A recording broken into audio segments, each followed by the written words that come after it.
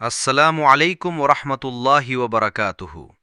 প্রিয় মুসলিম ভাই ও তাবলিগের সাথীগণ, বিশেষ করে বাংলাদেশে এখনও যারা মাওলানা সাদ কান্ধলাবি সাহেবের অনুসরণ করে তার ডাকে সাড়া দিচ্ছেন এবং তার পক্ষের ইজতেমায় অংশ নিচ্ছেন, তাদের উদ্দেশ্যে একটি সতর্কবার্তা পেশ করছি।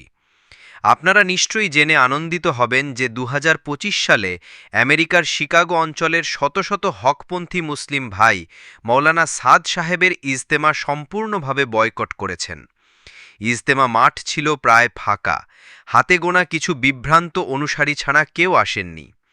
এটা কোনো সাধারণ ঘটনা নয়, এটা হকের জয় এবং বাতিলের মুখোশ উন্মোচনের এক বাস্তব প্রমাণ।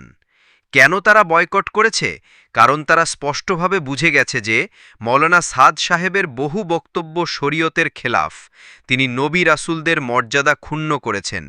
তার চিন্তাধারা আহলে সুন্নাহ ওয়াল জামায়াতের মূল আকিদা বিশ্বাসের বাইরে চলে গেছে। বাংলাদেশের বরেণ্য উলামায়ে কেরাম, দেওবন্দের মুফতিয়ান, পাকিস্তান, ইন্দোনেশিয়া, মালয়েশিয়া, এমনকি সৌদি আরব, কাতার ও দুবাইয়ের উলামায়ে কেরামও তার বিরুদ্ধে ফতোয়া দিয়েছেন যে তার বয়ান শোনা জায়েজ নয়, তার অনুসরণ করা হালাল নয়। তবে আশ্চর্যজনক এবং বেদনাদায়ক হল, কিছু মানুষ আজও অন্ধভাবে তার অনুসরণ করে যাচ্ছেন। ভ্রান্ত চিন্তা, মিথ্যা দাবি, মনগড়া ব্যাখ্যা ও প্রোপাগণ্ডা ছড়িয়ে তারা সাধারণ মুসলমানদের বিভ্রান্ত করে চলেছেন। ২০১৮ সালে টঙ্গীর ময়দানে সাদ অনুসারীদের হাতে একাধিক হকপন্থী তাবলিগ সাথী শহীদ হয়েছেন।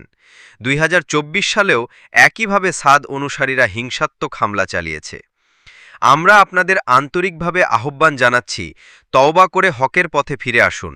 আপনি যদি সত্য চান, তাহলে বাইতুল মোকাররমের খতিব হজরত মাওলানা আব্দুল মালের সাথে যোগাযোগ করুন।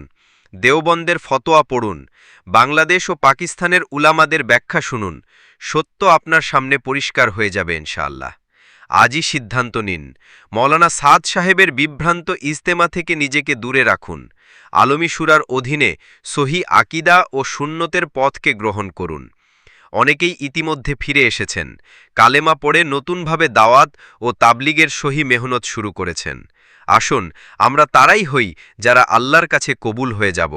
ওয়াসসালাম ওয়ামা আলাইনা ইল্লাল বালাগুল মুবিন।